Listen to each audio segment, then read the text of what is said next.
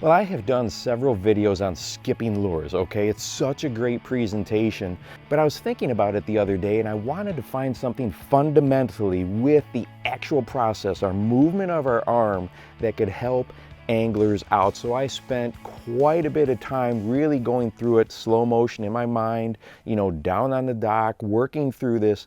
And we know to skip, right, that angle of attack has to be just perfect. So as you're doing that roll cast and bringing it around, we know that that lure has to be as close to parallel with the water's surface to get an effective skip, much like skipping a stone. Well, that's easy to say, but sometimes not easy to put into practice. And I've gone over tips like keep your eyes on target, make sure you got two hands on your rod to balance it out easier.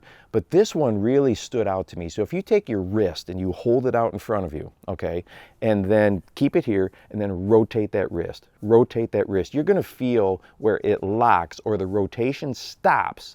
And you don't want to be rotating so far that your elbow starts to turn or twist or move into your body. So think about that roll cast and boom, you can feel exactly where that wrist stops.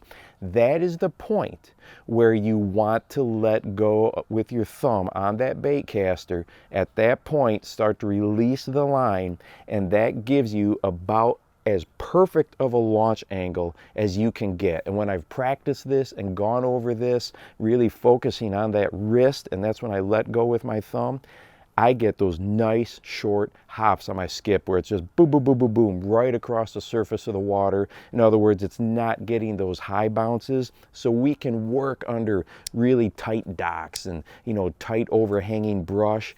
And the nice thing about this, it's very, very repeatable. Once you feel that, once you understand where that point is, you can just make cast after cast after cast and just beautiful skips. And then of course, start to practice it with your other hand, your other arm, your subdominant arm.